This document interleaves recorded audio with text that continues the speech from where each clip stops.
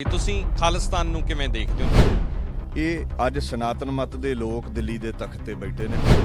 ਜੇ ਖਾਲਸਿਆਂ ਰਾਜ ਨਾ ਕੀਤਾ ਹੁੰਦਾ ਅੱਜ ਸਨਾਤਨ ਮਤ ਕੋਲ ਦਿੱਲੀ ਦਾ ਤਖਤ ਨਾ ਹੁੰਦਾ। ਗੁਰੂ ਗੋਬਿੰਦ ਸਿੰਘ ਨੇ ਭਾਰਤ ਦੇ ਗੁਲਾਮ ਲੋਕ ਮਨਸੂਰ ਬਣਾ ਦਿੱਤੇ ਤੇ ਭਾਰਤੀ ਏਜੰਸੀਆਂ ਨੇ ਆਪ ਕੈਟ ਪੈਦਾ ਕਰਕੇ ਹਿੰਦੂ ਵੀਰ ਮਰਵਾ ਕੇ ਸਿੱਖਾਂ ਤੇ ਹਿੰਦੂਆਂ ਦੇ ਵਿੱਚ ਦਰਾਰ ਪੈਦਾ ਕੀਤੀ।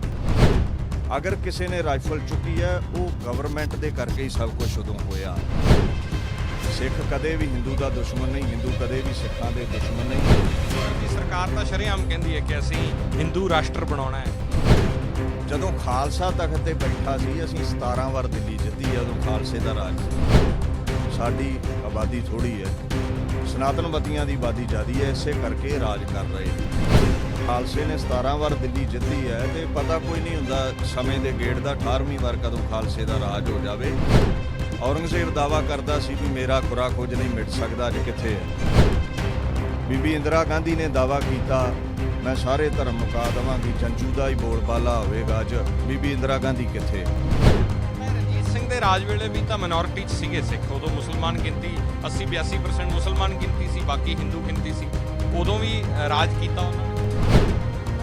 ਉਦੋਂ ਡੈਮੋਕ੍ਰੇਸੀ ਨਹੀਂ ਸੀ, ਵੋਟਾਂ ਦਾ ਰਾਜ ਨਹੀਂ ਸੀ। ਉਹਨਾਂ ਸਮਿਆਂ ਵਿੱਚ ਜੰਗ ਜੋ ਹੁੰਦੇ ਸੀ, ਜਿਹੜੀ ਫੌਜ ਜਿੱਤ ਜਾਂਦੀ ਸੀ ਉਹ ਤਖਤਾਂ ਤਾਜਾਂ ਨੂੰ ਮੰਨਦੀ। ਜਿਸ ਰਨ ਮੇਂ ਲੜਾ ਬੇਸਰੋ ਸਾਮਾਨ ਲੜਾ ਤੂੰ 100 ਸਿੰਘ ਲੀਏ ਲੱਖੋਂ ਤੇ ਜਾ ਜਾ ਕੇ ਪੜਾ ਤੂੰ। ਆਉਣ ਵਾਲੇ ਟਾਈਮ ਦੇ ਵਿੱਚ ਵੋਟ ਪੋਲਿਟਿਕਸ ਦੇ ਵਿੱਚ ਐਸਟੈਬਲਿਸ਼ ਹੋਣ ਵਾਸਤੇ ਰਣਨੀਤੀ ਬਦਲਣੀ ਪਊਗੀ ਸਿੱਖ ਕੌਮ ਨੂੰ ਕਿ ਜੇ ਅਸੀਂ ਹੁਣ ਬਲ ਦੇ ਨਾਲ, ਹੁਣ ਡੈਮੋਕ੍ਰੇਸੀ ਹੈ, ਹੁਣ ਇਹ ਤਾਂ ਹੈ ਨਹੀਂ ਕਿ ਤਖਤ ਪੱਟ ਦੇਾਂਗੇ ਤੇ ਬਹਿ ਜਾਾਂਗੇ ਜਾ ਕੇ।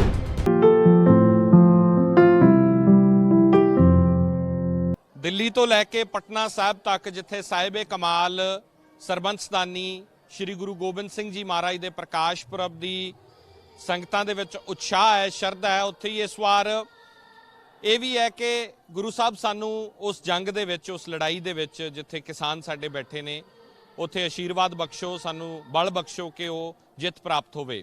ਅਸੀਂ ਪਟਨਾ ਸਾਹਿਬ ਮੌਜੂਦ ਹਾਂ, ਤਖਤ ਸਾਹਿਬ ਤੇ ਮੌਜੂਦ ਹਾਂ। ਸਾਡੇ ਨਾਲ ਬਾਬਾ ਬੰਤਾ ਸਿੰਘ ਜੀ ਮੌਜੂਦ ਨੇ, ਗੱਲਬਾਤ ਕਰਦੇ ਹਾਂ। ਵਾਹਿਗੁਰੂ ਜੀ ਕਾ ਖਾਲਸਾ, ਵਾਹਿਗੁਰੂ ਜੀ ਕਾ ਖਾਲਸਾ, ਵਾਹਿਗੁਰੂ ਜੀ ਕੀ ਫਤਿਹ। ਪਹਿਲਾਂ ਤਾਂ ਪ੍ਰਕਾਸ਼ ਦਿਹਾੜੇ ਦੀਆਂ ਬਹੁਤ-ਬਹੁਤ ਮੁਬਾਰਕਾਂ ਜੀ। ਸਮੂਹ ਸੰਗਤ ਨੂੰ ਧੰਨ ਧੰਨ ਸ੍ਰੀ ਗੁਰੂ ਗੋਬਿੰਦ ਸਿੰਘ ਸਾਹਿਬ ਸੱਚੇ ਪਾਤਸ਼ਾਹ ਜੀ ਦੇ ਪ੍ਰਕਾਸ਼ ਦਿਹਾੜੇ ਦੀ ਲੱਖ ਲੱਖ ਵਧਾਈ ਹੈ। ਉਹ ਸੁਦੀ 7ਵੀਂ 1723 ਬਿਕਰਮੀ ਸੰਮਤ ਨੂੰ ਮਹਾਰਾਜ ਦਾ ਪ੍ਰਕਾਸ਼ ਤਹੀਂ ਪ੍ਰਕਾਸ਼ ਹਮਾਰਾ ਭਇਓ, ਪਟਨਾ ਸ਼ਹਿਰ ਵਿਖੇ ਪਵ ਲਿਓ। ਪਟਨਾ ਸਾਹਿਬ ਦੀ ਪਾਕ ਰੂਹੇ ਜ਼ਮੀਨ ਤੇ ਹੋਇਆ ਸੀ, ਜਿੱਥੇ ਦਾਸ ਵੀ ਅੱਜ ਗੁਰੂ ਸਾਹਿਬ ਦੇ ਚਰਨਾਂ ਵਿੱਚ ਨਮਸਕਾਰ ਕਰਨ ਪਹੁੰਚਿਆ ਹੈ। ਇਸ ਵਾਰ ਇੱਥੇ ਆਏ ਆ ਤਾਂ ਜਜ਼ਬਾਤ ਜਿਹੜੇ ਉਹ ਮਿਕਸਡ ਨੇ, ਸਾਂਝੇ ਜਜ਼ਬਾਤ ਨੇ ਕਿ ਇੱਕ ਹਮੇਸ਼ਾ ਪ੍ਰਕਾਸ਼ ਪੁਰਬ ਦੀ ਖੁਸ਼ੀ ਹੁੰਦੀ ਹੈ, ਇੱਕ ਵੱਖਰੇ ਤਰ੍ਹਾਂ ਦਾ ਵਿਰਾਗ ਵੀ ਹੁੰਦਾ ਹਰ ਵਾਰੀ ਜਦੋਂ ਆਉਂਦੇ ਆ। ਪਰ ਇਸ ਵਾਰ ਜਿਹੜਾ ਮਨ ਹੈ ਉਹ ਕਿਤੇ ਨਾ ਦਿੱਲੀ ਦੇ ਬਾਰਡਰਾਂ ਤੇ ਵੀ ਟਿਕਿਆ ਹੋਇਆ ਹੈ ਕਿ ਮਹਾਰਾਜ ਉੱਥੇ ਵੀ ਸਾਨੂੰ ਜਿੱਤ ਪ੍ਰਾਪਤ ਕਰੋ। ਦੇਖੋ ਜੀ, ਭਾਰਤ ਵਰਸ਼ ਦੀ ਹਕੂਮਤ ਵੱਲੋਂ ਲੋਕਤੰਤਰ ਦਾ, ਡੈਮੋਕ੍ਰੇਸੀ ਦਾ ਘਾਣ ਕਰਕੇ ਜੋ ਖੇਤੀਬਾੜੀ ਕਾਨੂੰਨ ਲਾਗੂ ਕੀਤੇ ਗਏ ਨੇ, ਇਹ ਕਿਸਾਨੀ ਨੂੰ ਮਾਰਨ ਦੇ ਲਈ ਇੱਦਾਂ ਦੇ ਜਿਹੜੇ ਕਾਨੂੰਨ ਇਹਨਾਂ ਲਾਗੂ ਕੀਤੇ ਨੇ, ਕਿਸਾਨ ਵੀਰਾਂ ਦੇ ਨਾਲ ਸਮੁੱਚੀ ਦੁਨੀਆ ਦੇ ਅੰਦਰ ਹੀ ਰੋਹ ਜਾਗਿਆ ਹੈ। ਕਿਉਂਕਿ ਦੇਖੋ, ਪੁਰਾਣੇ ਸਮੇਂ ਵਿੱਚ ਡਿਕਟੇਟਰਸ਼ਿਪ ਹੁੰਦੀ ਸੀ, ਰਾਜੇ ਧੱਕੋਜ਼ੋਰੀ ਕਰਦੇ ਸਨ। ਸਮਾਂ ਆਇਆ, ਡੈਮੋਕ੍ਰੇਸੀ ਆਈ, ਵੋਟਾਂ ਦਾ ਰਾਜ ਆਇਆ। ਤੁਸੀਂ ਜਿਵੇਂ ਜਾਣਦੇ ਹੋ, it's for the people by the people. Democracy ਲੋਕ ਜਿਹੜੇ ਨੇ ਰਾਜ ਭਾਗ ਕਾਇਮ ਕਰਦੇ ਨੇ, ਔਰ ਲੋਕਾਂ ਨੇ ਰਾਜੇ ਇਸ ਲਈ ਚੁਣੇ ਹੁੰਦੇ ਨੇ ਕਿ ਲੋਕ ਭਲਾਈ ਦੇ ਹਿੱਤ ਵਿੱਚ ਉਹ ਕੁਝ ਐਸੇ ਕਾਨੂੰਨ ਲਾਗੂ ਕਰਨ ਜਿਨ੍ਹਾਂ ਦੇ ਨਾਲ ਲੋਕਾਂ ਦੀ ਆਰਥਿਕ ਹਾਲਤ ਵੀ ਸੁਧਰ ਜਾਵੇ। ਪਰ ਭਾਰਤ ਦੇ ਵਿੱਚ ਉਲਟਾ ਹੋ ਰਿਹਾ ਹੈ, ਲੋਕਤੰਤਰ ਦਾ ਘਾਣ ਹੋ ਰਿਹਾ ਹੈ। ਵੈਸੇ ਤਾਂ ਸਾਰੇ ਭਾਰਤ ਵਿੱਚ ਹੀ ਇਹ ਕਾਨੂੰਨ ਧੱਕੋਜ਼ੋਰੀ ਲਾਗੂ ਹੋ ਚੁੱਕੇ ਸਨ, ਪਰ ਸਿੱਖ ਜਗਤ ਦਾ ਸੁਭਾਅ ਰਿਹਾ ਹੈ ਵੀ ਇਹ ਨਾ ਝੁਕਦਾ ਹੈ, ਨਾ ਡਰਦਾ ਹੈ, ਨਾ ਮਿਟਦਾ ਹੈ। ਔਰ ਇਹ ਪੰਜਾਬ ਦੇ ਸਿੱਖਾਂ ਨੇ, ਜੋ ਤਕਰੀਬਨ 99% ਕਿਸਾਨ ਨੇ, ਉਹਨਾਂ ਭਾਰਤ ਸਰਕਾਰ ਦੇ ਖਿਲਾਫ ਆਵਾਜ਼ ਬੁਲੰਦ ਕੀਤੀ ਸੀ। ਹੁਣ ਤੇ ਇਸ ਵੇਲੇ ਪੰਜਾਬ ਦੇ ਨਾਲ ਚਾਹੇ ਹਰਿਆਣਾ ਹੈ, ਯੂਪੀ ਹੈ, ਜਿੰਨੀਆਂ ਵੀ ਸਟੇਟਾਂ ਨੇ, ਬਿਹਾਰ ਹੈ, MP ਹੈ, ਰਾਜਸਥਾਨ ਹੈ, ਚਾਹੇ ਹਿੰਦੂ ਨੇ, ਈਸਾਈ ਨੇ, ਮੁਸਲਮਾਨ ਨੇ, ਸਾਰੇ ਹੀ ਮੋਢੇ ਨਾਲ ਮੋਢਾ ਲਾ ਕੇ ਗੁੰਗੀ ਬੋਲੀ ਦਿੱਲੀ ਦੀ ਹਕੂਮਤ ਨੂੰ ਜਗਾਉਣ ਦੇ ਲਈ ਦਿੱਲੀ ਦੇ ਵਿੱਚ ਬੈਠੇ ਹੋਏ ਨੇ। ਔਰ ਸਾਰੀ ਦੁਨੀਆ ਦੇ ਵਿੱਚ ਚਾਹੇ ਕੋਈ ਸਿੱਖ ਹੈ, ਹਿੰਦੂ ਹੈ, ਮੁਸਲਮਾਨ ਹੈ, ਈਸਾਈ ਹੈ, ਆਪੋ ਆਪਣੇ ਮੁਰਸ਼ਦ ਦੇ ਅੱਗੇ ਵੈਰਾਗ ਵਿੱਚ ਆ ਕੇ ਉਹ ਬੇਨਤੀਆਂ ਕਰ ਰਿਹਾ ਹੈ, ਕਿਉਂਕਿ ਇਹ ਮੋਰਚਾ ਇਕੱਲਾ ਕਿਸਾਨਾਂ ਦਾ ਨਹੀਂ ਹੈ, ਇਹ ਸਮੁੱਚੀ ਮਿਡਲ ਕਲਾਸ ਦਾ ਮੋਰਚਾ ਹੈ। ਕਿਉਂਕਿ ਜੇ ਕਾਰਪੋਰੇਟ ਘਰਾਣਿਆਂ ਦੇ ਕੋਲ ਖੇਤੀਬਾੜੀ ਜਾਵੇਗੀ, ਆਪਾਂ ਜਿਵੇਂ ਜਾਣਦੇ ਹੀ ਆ ਅੱਜ ਕੱਲ ਮੱਕੀ ਦੀ ਜਿਹੜੀ MSP ਹੈ ਉਹ 1800 ਚੱਲਦੀ ਹੈ, ਤੇ ਪੰਜਾਬ ਦੇ ਵਿੱਚ 8-900 ਨੂੰ ਮੱਕੀ ਹੁਣ ਵਿਕੀ ਹੈ। ਤੇ ਜੇ ਤੁਸੀਂ ਉਹੀ ਪਤੰਜਲੀ ਜਾਂ ਰਿਲਾਇੰਸ ਜਾਂ ਰਿਲੇਟਡ ਹੋਰ ਬ੍ਰਾਂਡਾਂ ਦੇ ਸਟੋਰਾਂ ਵਿੱਚ ਜਾ ਕੇ ਤੁਸੀਂ ਮੱਕੀ ਖਰੀਦਣੀ ਚਾਹੋ, ਬੋਇਲਡ ਕੌਰਨ ਖਰੀਦਣੇ ਚਾਹੋ ਤੁਸੀਂ, ਉਹ ਮਤਲਬ 100 200 ਰੁਪਏ ਕਿਲੋ ਮਿਲਦੇ ਨੇ। ਸੋ ਮਤਲਬ ਇਹ ਹੈ ਵੀ ਜਿਹੜਾ ਵੀ ਅਨਾਜ ਤੁਸੀਂ ਖਾਣੇ ਆ ਭਾਰਤ ਵਰਸ਼ ਦੇ ਕਿਸੇ ਵੀ ਬਸ਼ਿੰਦੇ ਦੀ ਥਾਲੀ 'ਚ ਜਿਹੜਾ ਖਾਣਾ ਹੈ, ਜੇ ਅੱਜ 50 ਰੁਪਏ ਦੀ ਪਲੇਟ ਹੈ ਤੇ 500 ਨੂੰ ਵਿਕੇਗੀ। ਸੋ ਇਹ ਮਿਡਲ ਕਲਾਸ ਦਾ ਹੀ ਮੋਰਚਾ ਹੈ, ਇਸੇ ਕਰਕੇ ਕਿਸਾਨ ਵੀਰਾਂ ਦਾ ਸਾਰੇ ਹੀ ਸਾਥ ਦੇ ਰਹੇ ਨੇ। ਔਰ ਪਟਨਾ ਸਾਹਿਬ ਦੇ ਪਾਕ ਤਖਤ ਤੇ ਵੀ ਅਰਦਾਸਾਂ ਹੋ ਰਹੀਆਂ ਨੇ, ਮਹਾਰਾਜ ਇਸ ਮੋਰਚੇ ਦੇ ਵਿੱਚ ਕਾਮਯਾਬੀ ਕਿਸਾਨ ਵੀਰਾਂ ਨੂੰ ਬਖਸ਼ਣ। ਔਰ ਜਿਵੇਂ ਕਿ ਸੋਸ਼ਲ ਮੀਡੀਆ ਹੈ, ਮੱਕੜ ਸਾਹਿਬ ਤੁਹਾਡਾ ਚੈਨਲ ਹੈ ਜਾਂ ਹੋਰ ਵੀ ਚੈਨਲ ਨੇ, ਇਹ ਕਿਸਾਨਾਂ ਦੇ ਜਜ਼ਬਾਤਾਂ ਨੂੰ, ਦਿੱਲੀ ਮੋਰਚੇ ਨੂੰ ਦੇਸ਼ ਦੇਸ਼ਾਂਤਰਾਂ ਤੱਕ ਪਹੁੰਚਾ ਰਹੇ ਨੇ।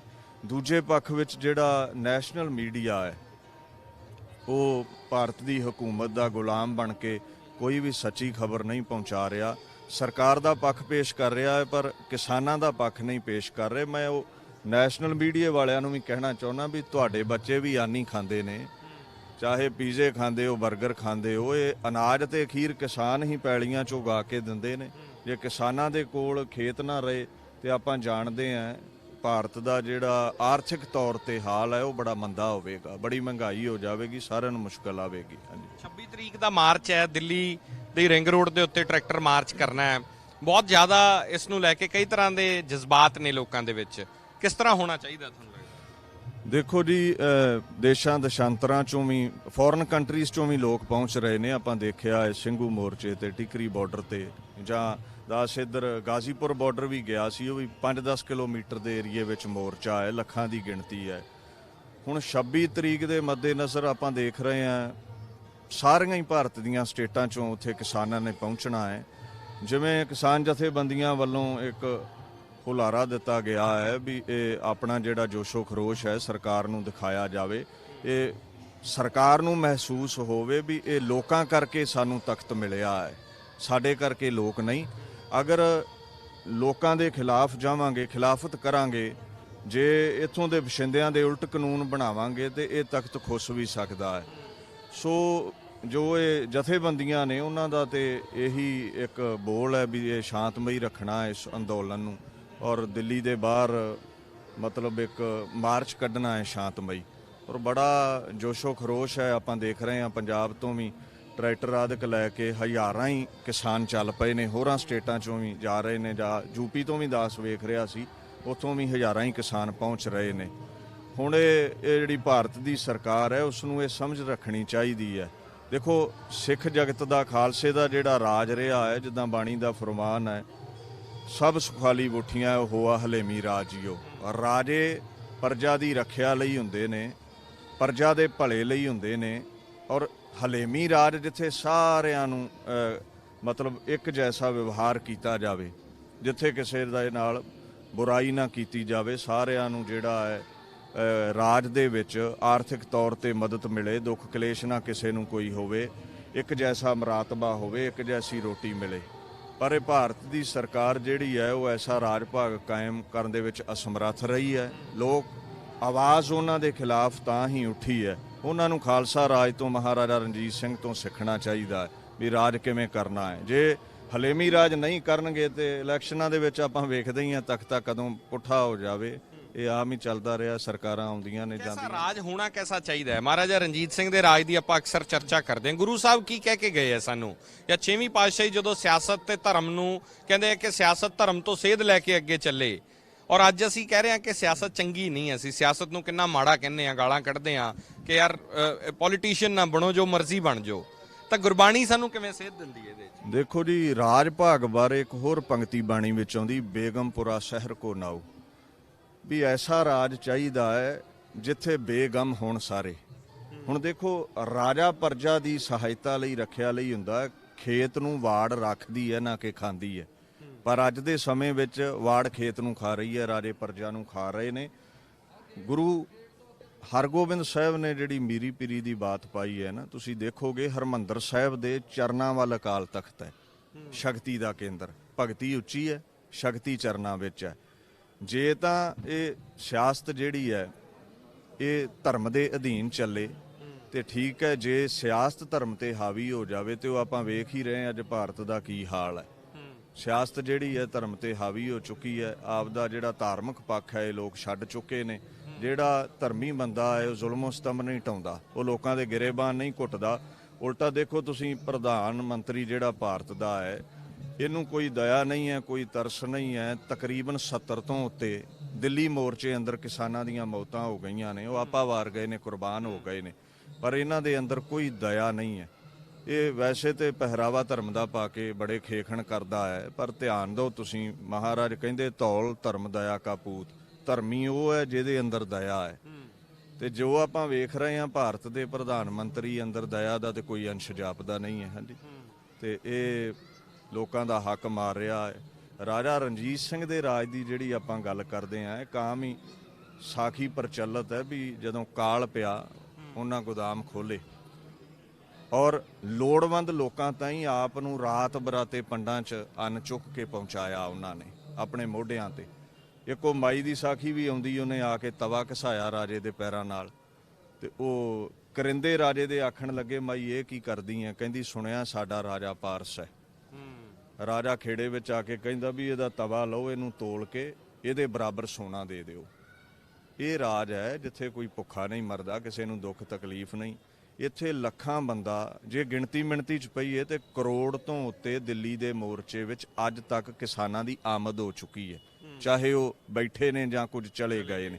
ਅੱਜ ਵੀ 10 ਲੱਖ ਤੋਂ ਉੱਪਰ ਉੱਥੇ ਕਿਸਾਨ ਬੈਠੇ ਨੇ। ਜਦੋਂ ਦੇਖੋ ਲੋਕ ਆਵਾਜ਼ ਤੁਹਾਡੇ ਖਿਲਾਫ ਹੈ ਤੇ ਇਹ ਗੁੰਗੀ ਬੁਲੀ ਹੋਈ ਸਰਕਾਰ ਕੁਝ ਸੁਣ ਨਹੀਂ ਰਹੀ। 26 ਜਨਵਰੀ ਦਾ ਮਾਰਚ ਵੀ ਇਸ ਸਰਕਾਰ ਨੂੰ ਹਲੂਣਾ ਦੇਣ ਲਈ ਹੈ ਵੀ ਤੁਸੀਂ ਜਾਗ ਜਾਓ, ਹਜੇ ਮੌਕਾ ਹੈ। ਨਾ ਜਾਗੇ ਤੇ ਵੇਖੋ ਇਹ ਕਿਸਾਨ ਲਹਿਰ ਤੇ ਰੁਕਦੀ ਜਾਪ ਨਹੀਂ ਰਹੀ।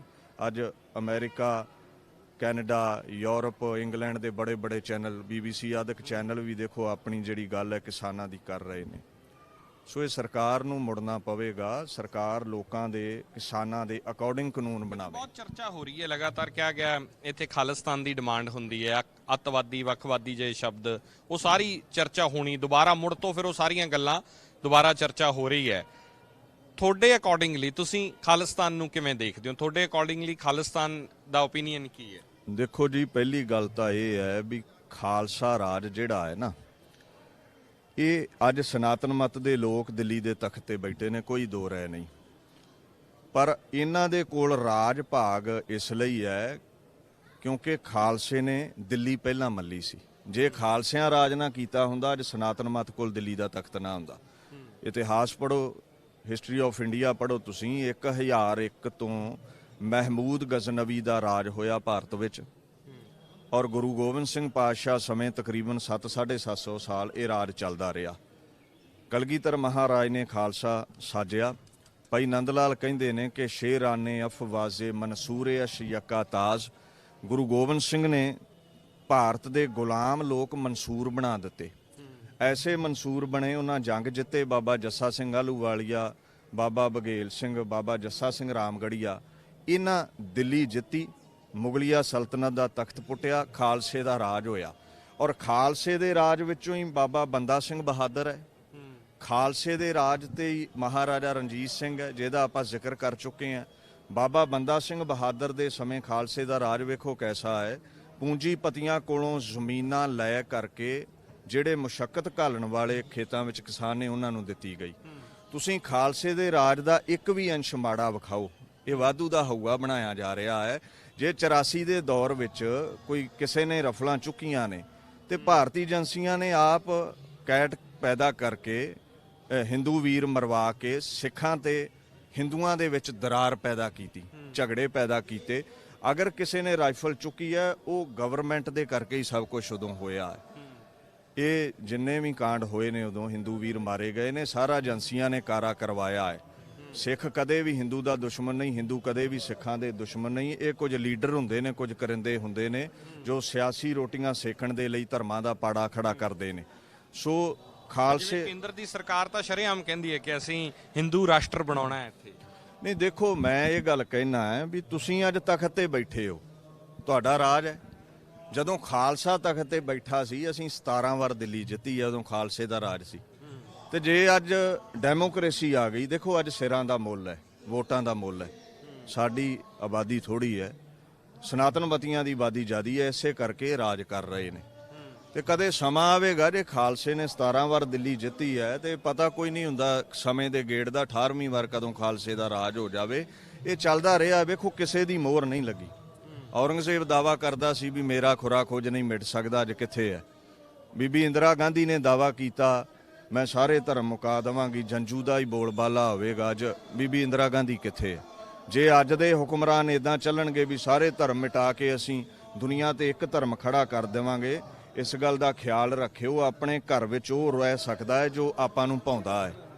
ਇਹ ਦੁਨੀਆ ਪਰਮਾਤਮਾ ਦੀ ਸਾਜੀ ਨਵਾਜੀ ਹੈ, ਔਰ ਇਹਦੇ ਵਿੱਚ ਹਿੰਦੂ, ਮੁਸਲਮਾਨ, ਸਿੱਖ, ਈਸਾਈ ਜਿੰਨੇ ਵੀ ਧਰਮ ਨੇ ਅਕਾਲ ਪੁਰਖ ਦੇ ਹੁਕਮ ਵਿੱਚ ਪੈਦਾ ਹੋਏ ਨੇ। ਔਰੰਗਜ਼ੇਬ ਨੇ ਚਾਹਿਆ ਮਿਟਾ ਕੇ ਇੱਕ ਕਰ ਦੇਵਾਂ, ਏਕਤਾ ਤੋਂ ਇੱਕ ਨਹੀਂ ਹੋ ਸਕੇ। ਇੰਦਰਾ ਗਾਂਧੀ ਨੇ ਚਾਹਿਆ, ਅੱਜ ਦਾ ਪ੍ਰਧਾਨ ਮੰਤਰੀ ਚਾਹ ਰਿਹਾ ਹੈ। ਇਦਾਂ ਦਾ ਕੁਝ ਨਹੀਂ ਹੁੰਦਾ। ਦੇਖੋ ਇਹ ਦੁਨੀਆ ਇੱਕ ਬਗੀਚਾ ਹੈ, ਇੱਥੇ ਰੰਗ ਬਰੰਗੇ ਫੁੱਲ ਪੈਦਾ ਹੁੰਦੇ ਹੀ ਰਹਿਣੇ ਨੇ। ਜੇ ਇੱਕ ਤਰ੍ਹਾਂ ਦੇ ਫੁੱਲ ਕਿਸੇ ਬਾਗ ਵਿੱਚ ਹੋਣ ਤੇ ਉਹ ਬਾਗ ਫੱਬਦਾ ਵੀ ਨਹੀਂ ਹੈ। ਮਹਾਰਾਜਾ ਰਣਜੀਤ ਸਿੰਘ ਦੇ ਰਾਜ ਵੇਲੇ ਵੀ ਤਾਂ ਮਿਨੋਰਿਟੀ 'ਚ ਸੀਗੇ ਸਿੱਖ, ਉਦੋਂ ਮੁਸਲਮਾਨ ਗਿਣਤੀ 80-82% ਮੁਸਲਮਾਨ ਗਿਣਤੀ ਸੀ, ਬਾਕੀ ਹਿੰਦੂ ਗਿਣਤੀ ਸੀ। ਉਦੋਂ ਵੀ ਰਾਜ ਕੀਤਾ ਉਹਨਾਂ ਨੇ। ਦੇਖੋ ਜੀ, ਉਦੋਂ ਰਾਜ ਕੀਤਾ ਜਾਂਦਾ ਸੀ ਹਿੱਕ ਦੇ ਜ਼ੋਰ ਨਾਲ। ਉਦੋਂ ਡੈਮੋਕ੍ਰੇਸੀ ਨਹੀਂ ਸੀ, ਵੋਟਾਂ ਦਾ ਰਾਜ ਨਹੀਂ ਸੀ। ਉਹਨਾਂ ਸਮਿਆਂ ਵਿੱਚ ਜੰਗ ਯੁੱਧ ਹੁੰਦੇ ਸੀ, ਜਿਹੜੀ ਫੌਜ ਜਿੱਤ ਜਾਂਦੀ ਸੀ ਉਹ ਤਖਤਾਂ ਤਾਜਾਂ ਨੂੰ ਮੱਲਦੀ ਸੀ। ਔਰ ਜਿਹੜਾ ਹਿੱਕ ਡਾ ਕੇ ਜੰਗ ਕਰਨ ਵਾਲੀ ਗੱਲ ਹੈ, ਉਹ ਸਿੱਖਾਂ ਦਾ ਸਾਨੀ ਦੁਨੀਆ 'ਚ ਕੋਈ ਦੂਸਰਾ ਨਹੀਂ ਹੋਇਆ। ਤੁਸੀਂ ਜਿੰਨੀਆਂ ਵੀ ਸਨਾਤਨ ਮਤ ਦੀਆਂ ਜੰਗਾਂ ਵੇਖੋ, ਇਸਲਾਮ ਜਗਤ ਦੀਆਂ ਜੰਗਾਂ ਵੇਖੋ, ਸਿੱਖ ਜਗਤ ਦੀਆਂ ਜੰਗਾਂ ਵੇਖੋ, ਈਸਾਈਆਂ ਦੀਆਂ ਜੰਗਾਂ ਵੇਖੋ, ਤੁਹਾਨੂੰ ਸਿੱਖ ਜਗਤ ਵਰਗੀ ਉਦਾਹਰਣ ਨਹੀਂ ਮਿਲੇਗੀ। ਅੱਲਾ ਯਾਰ ਖਾਨ ਨੇ ਇੱਕ ਗੱਲ ਕਹੀ ਸੀ ਫਾਰਸੀ 'ਚ, ਜਿਸ ਰਨ ਮੇ ਲੜਾ ਬੇਸਰੋ ਸਾਮਾਨ ਲੜਾ ਤੂੰ, 100 ਸਿੰਘ ਲੀਏ ਲਾਖੋਂ ਪੇ ਜਾ ਜਾ ਕੇ ਪੜਾ ਤੂੰ। ਕਹਿੰਦੇ ਕਲਗੀਧਰ ਮੈਂ ਹੈਰਾਨ ਆ, ਜਦੋਂ ਵੀ ਕੋਈ ਜੰਗ ਹੁੰਦੀ ਹੈ ਬਰਾਬਰ ਦੀ ਟੱਕਰ ਹੁੰਦੀ ਹੈ। ਜਦੋਂ ਤੂੰ ਲੜਦਾ ਹੈ ਸਾਹਮਣੇ ਲੱਖਾਂ ਨੇ ਤੇਰੇ ਕੋਲ ਮੁੱਠੀ ਪਰ ਸਿੰਘ ਹੁੰਦੇ, ਫਿਰ ਤੂੰ ਜਿੱਤਦਾ ਹੈ। ਔਰ ਇਹ ਸਿੱਖ ਨਹੀਂ ਕਹਿ ਰਿਹਾ, ਇੱਕ ਮੁਸਲਮਾਨ ਕਹਿ ਰਿਹਾ। ਦੇਖੋ ਗੈਰ ਬੰਦਾ ਤੁਹਾਡੇ ਭਾਂਡੇ ਨੂੰ ਸਲਾਵੇ, ਇਹ ਵੱਡੀ ਵਡਿਆਈ ਦੀ ਗੱਲ ਹੈ। ਆਪਾਂ ਦੇ ਆਪਣੇ ਭਾਂਡੇ ਨੂੰ ਸਲਾਉਂਦੇ ਹੀ ਹਾਂ। ਸੋ ਮਹਾਰਾਜਾ ਰਣਜੀਤ ਸਿੰਘ, ਇਹਦੇ ਵਿੱਚ ਸਾਨੂੰ ਆਉਣ ਵਾਲੇ ਟਾਈਮ ਦੇ ਵਿੱਚ ਵੋਟ ਪੋਲਿਟਿਕਸ ਦੇ ਵਿੱਚ ਐਸਟੈਬਲਿਸ਼ ਹੋਣ ਵਾਸਤੇ ਰਣਨੀਤੀ ਬਦਲਣੀ ਪਊਗੀ ਸਿੱਖ ਕੌਮ ਨੂੰ, ਕਿ ਜੇ ਅਸੀਂ ਹੁਣ ਬਲ ਦੇ ਨਾਲ, ਹੁਣ ਡੈਮੋਕ੍ਰੇਸੀ ਹੈ, ਹੁਣ ਇਹ ਤਾਂ ਹੈ ਨਹੀਂ ਕਿ ਤਖਤ ਪੱਟ ਦੇਾਂਗੇ ਤੇ ਬਹਿ ਜਾਾਂਗੇ ਜਾ ਕੇ, ਤਾਂ ਆਪਣੀ ਰਣਨੀਤੀ ਬਦਲਣੀ ਪੈਣੀ। ਦੇਖੋ ਜੀ ਇਦਾਂ ਹੈ, ਡੈਮੋਕ੍ਰੇਸੀ ਤੇ ਆਪਾਂ ਨੂੰ ਵੀ ਪਤਾ ਹੈ ਵੀ ਇਹ ਨਗ ਕਾਊਂਟ ਕੀਤੇ ਜਾਂਦੇ ਨੇ। ਉਹਦੀ ਰਣਨੀਤੀ ਤੇ ਇਹੀ ਹੈ ਵੀ ਸਿੱਖ ਜਗਤ ਵੀ ਆਪਣੀ ਆਬਾਦੀ ਵੱਲ ਧਿਆਨ ਦੇਵੇ। ਉਹ 3-4 ਬੱਚੇ ਹਰ ਘਰ ਵਿੱਚ ਚਾਹੀਦੇ ਨੇ। ਆਪਾਂ ਕੁਝ ਡਾਵਾਂਡੋਲ ਜੇ ਹੋਏ ਪਏ ਆ ਵੀ ਦੇਖੋ ਜੀ, ਜੇ 3 ਬੱਚੇ ਹੋ ਗਏ, 4 ਹੋ ਗਏ ਤੇ ਕਾਰੋਬਾਰ ਵੰਡਿਆ ਜਾਣਾ ਹੈ। ਦੇਖੋ ਜਿਸ ਪਰਮਾਤਮਾ ਨੇ ਪੈਦਾ ਕਰਨਾ ਰੋਜ਼ੀ ਵੀ ਦਿੰਦਾ ਹੈ। ਜੇ ਡੈਮੋਕ੍ਰੇਸੀ ਦੇ ਵਿੱਚ ਰਾਜ ਭਾਗ ਭੋਗਣਾ ਹੈ ਤੇ ਤੁਹਾਡੀ ਗੱਲ ਠੀਕ ਹੈ, ਇੱਥੇ ਤੇ ਫਿਰ ਵੋਟਾਂ ਚਾਹੀਦੀਆਂ। ਸਾਨੂੰ ਇੱਧਰ ਆਬਾਦੀ ਵੱਲ ਵੀ ਧਿਆਨ ਦੇਣਾ ਪਵੇਗਾ। ਪਰ ਯਹੂਦੀਆਂ ਦੀ ਆਬਾਦੀ ਵੀ ਤਾਂ ਥੋੜੀ ਹੈ, ਯਹੂਦੀ ਪੂਰੀ ਦੁਨੀਆ ਤੇ ਰਾਜ ਕਰਦੇ ਆ। ਦੇਖੋ ਜੀ, ਜਿਹੜੀ ਤਾਂ ਗੱਲ ਆ ਯਹੂਦੀਆਂ ਦੀ, ਠੀਕ ਆ, ਉਹ ਵੈਲ ਐਜੂਕੇਟਡ ਨੇ, ਪੈਸੇ ਦੇ ਤੌਰ ਤੇ ਉਹ ਅਮਰੀਕਾ ਨੂੰ ਵੀ ਬੜੇ ਬੜੇ ਦੇਸ਼ਾਂ ਨੂੰ ਕੰਟਰੋਲ ਕਰ ਰਹੇ ਨੇ, ਤੇ ਦੇਸ਼ ਤੇ ਉਹਨਾਂ ਕੋਲ ਇੱਕ ਹੈ, ਇਜ਼ਰਾਈਲ ਹੈ, ਠੀਕ ਹੈ ਜੀ। ਦੂਸਰੇ ਦੇਸ਼ਾਂ ਦੇ ਵਿੱਚ ਕਰੰਸੀ ਦੇ ਥਰੂ ਠੀਕ ਹੈ, ਉਹਨਾਂ ਦਾ ਬੋਲ ਬਾਲਾ ਹੈ। ਪਰ ਜੇ ਆਪਾਂ ਕਹੀਏ ਵੀ ਸਾਰੀ ਦੁਨੀਆ ਤੇ ਉਹਨਾਂ ਦਾ ਰਾਜ ਹੈ, ਤਖਤੋ ਤਾਜ ਨੇ, ਇਦਾਂ ਦੀ ਕੋਈ ਗੱਲ ਨਹੀਂ। ਜ਼ਿਆਦਾ ਰਾਜ ਤੇ ਅੱਜ ਦੇ ਸਮੇਂ 'ਚ ਇਹ ਜਿਹੜੇ ਨੇ ਆਪਣੇ ਜੀਸਸ ਕ੍ਰਾਈਸਟ ਦੇ ਪੈਰੋਕਾਰ ਜਿਹੜੇ ਨੇ ਈਸਾਈ ਲੋਕ ਹੀ ਕਰ ਰਹੇ ਨੇ। ਔਰ ਦੇਖੋ ਆਪਾਂ ਨੂੰ ਵੀ ਚਾਹੀਦਾ ਹੈ ਵੀ ਜਿਹੜੇ ਬੜੇ ਬੜੇ ਮਰਾਤਬੇ ਨੇ ਕਾਨੂੰਨ ਦੀ ਦੁਨੀਆ ਵਿੱਚ, IAS IPS, ਸਿੱਖ ਜਗਤ ਵੀ ਆਪਣੇ ਬੱਚਿਆਂ ਨੂੰ ਐਡੂਕੇਟ ਕਰੇ। ਆਬਾਦੀ ਵੀ ਚਾਹੀਦੀ ਹੈ, ਨਗ ਵੀ ਚਾਹੀਦੇ ਨੇ, ਇਲੈਕਸ਼ਨਾਂ ਵਿੱਚ ਵੀ ਬੱਚੇ ਆਪਣੇ ਖੜੇ ਹੋਣੇ ਚਾਹੀਦੇ ਨੇ। ਸਿਆਸਤ ਮਾੜੀ ਨਹੀਂ ਹੈ, ਤੁਹਾਨੂੰ ਲੱਗਦਾ ਕਿ ਆਉਣਾ ਚਾਹੀਦਾ ਸਿਆਸਤ 'ਚ? ਦੇਖੋ ਸਾਨੂੰ ਇੱਕ ਹੁਕਮ ਹੈ ਗੁਰੂ ਗ੍ਰੰਥ ਸਾਹਿਬ ਦਾ, ਰਾਜ ਜੋਗ ਤਖਤ ਦੀਨ ਗੁਰੂ ਰਾਮਦਾਸ, ਤੂੰ ਗੁਰ ਪ੍ਰਸਾਦ ਕਰ ਰਾਜ ਜੋਗ। ਰਾਜ ਤੇ ਜੋਗ ਦਾ ਮਤਲਬ ਹੀ ਇਹ ਹੈ, ਖਾਲਸਾ ਰਾਜ ਵੀ ਕਰਦਾ ਹੈ ਤੇ ਜੋਗ ਰੱਬ ਨਾਲ ਵੀ ਜੁੜਿਆ ਹੈ। ਸੋ ਸਾਨੂੰ ਇਹ ਸਮਝਾਇਆ ਗਿਆ ਹੈ, ਰਾਜ ਕਰਨਾ ਹੈ ਤੇ ਰੱਬ ਦੇ ਨਾਲ ਜੁੜ ਕੇ ਕਰੋ, ਫਿਰ ਹਲੇਮੀ ਰਾਜ ਹੋਵੇਗਾ। ਰੱਬ ਚੇਤੇ ਹੈ, ਤੁਸੀਂ ਜ਼ੁਲਮ ਨਹੀਂ ਕਰੋਗੇ। ਜੇ ਅੱਜ ਦੇ ਹੁਕਮਰਾਨਾਂ ਵਾਂਗੂ ਰੱਬ ਤੁਹਾਨੂੰ ਭੁੱਲ ਗਿਆ ਤੇ ਫਿਰ ਜਿਹੜਾ ਇਹ ਰਾਜ ਹੈ ਤੁਹਾਡਾ ਔਰੰਗਜ਼ੇਬ ਵਰਗਾ ਹੋ ਨਿਬੜੇਗਾ। ਤੁਸੀਂ ਉਹ ਵਾਰਡ ਬਣ ਜਾਓਗੇ ਜੋ ਖੇਤ ਨੂੰ ਖਾਵੇਗੀ।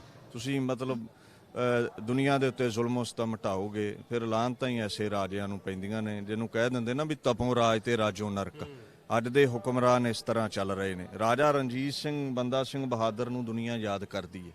ਹਲੇਮੀ ਰਾਜ ਸੀ। ਰਾਜਾ ਰਣਜੀਤ ਸਿੰਘ ਦੇ ਰਾਜ ਵਿੱਚ ਵੇਖੋ ਤੁਸੀਂ ਯੂਰਪ ਦੇ ਬੜੇ ਬੜੇ ਅਫਸਰ ਜੌਬ ਕਰਨ ਆਉਂਦੇ ਸੀ ਔਰ ਉਹਨਾਂ ਦੇ ਯੂਰੋਜ਼ ਨਾਲੋਂ ਡਾਲਰਾਂ ਨਾਲੋਂ ਜਿਹੜਾ ਪੰਜਾਬ ਦਾ ਸਿੱਕਾ ਸੀ ਉਹਦਾ ਮੁੱਲ ਵੀ ਜ਼ਿਆਦਾ ਸੀ। ਹਾਂਜੀ, ਔਰ 2500 ਉਸ ਸਮੇਂ ਦੇ ਜਿਹੜੇ ਸਿੱਕੇ ਨੇ ਇੰਨੀ ਤਨਖਾਹ ਦਿੱਤੀ ਜਾਂਦੀ ਸੀ ਰਾਜਾ ਰਣਜੀਤ ਸਿੰਘ ਦੇ ਸਮੇਂ ਬੜੇ ਬੜੇ ਵਜ਼ੀਰਾਂ ਨੂੰ ਜਿਹੜੇ ਯੂਰਪ ਤੋਂ ਇਟਲੀ ਜਰਮਨ ਤੋਂ ਆਏ ਹੋਏ ਸਨ। ਮਤਲਬ ਉਸ ਸਮੇਂ ਵੇਖੀਏ ਜੇ ਦੁਨੀਆ ਤੋਂ ਬੜੇ ਬੜੇ ਜਰਨੈਲ ਆ ਕੇ ਰਾਜਾ ਰਣਜੀਤ ਸਿੰਘ ਦੀ ਫੌਜ ਵਿੱਚ ਜੌਬ ਕਰ ਰਹੇ ਨੇ, ਮਤਲਬ ਸਾਫ਼ ਹੈ ਵੀ ਪੰਜਾਬ ਦੇਸ਼ ਦੁਨੀਆ 'ਚ ਇੱਕ ਨੰਬਰ ਤੇ ਸੀ ਜਿਵੇਂ ਅੱਜ ਅਮਰੀਕਾ ਹੈ। ਹਾਂਜੀ, ਸੋ ਖਾਲਸੇ ਦੇ ਰਾਜ ਵਰਗਾ ਕੋਈ ਰਾਜ ਨਹੀਂ ਹੈ ਔਰ ਇਹਨਾਂ ਅੱਜ ਦੇ ਹੁਕਮਰਾਨਾਂ ਨੂੰ ਵੀ ਖਾਲਸਾ ਰਾਜ ਤੋਂ ਹੀ ਸੇਧ ਲੈਣੀ ਚਾਹੀਦੀ ਹੈ, ਫਿਰ ਜਿਹੜੀ ਦੁਨੀਆ ਹੈ ਸੁਖਾਲੀ ਵਸੇਗੀ। ਬਹੁਤ ਧੰਨਵਾਦ ਗੱਲਬਾਤ ਕਰਨ ਵਾਸਤੇ। ਬਾਬਾ ਬੰਤਾ ਸਿੰਘ ਜੀ ਨੇ ਡਿਟੇਲ ਦੇ ਵਿੱਚ ਬਹੁਤ ਸਾਰੇ ਐਸਪੈਕਟਸ ਦੇ ਉੱਤੇ ਸਾਡੇ ਨਾਲ ਗੱਲਬਾਤ ਕੀਤੀ ਹੈ। ਕੈਮਰਾ ਪਰਸਨ ਜਗਰੂਪ ਸਿੰਘ ਦੇ ਨਾਲ ਸਿਮਰਨਜੋਤ ਸਿੰਘ ਮੱਕੜ, ਔਨ 에ਅਰ, ਪਟਨਾ ਸਾਹਿਬ।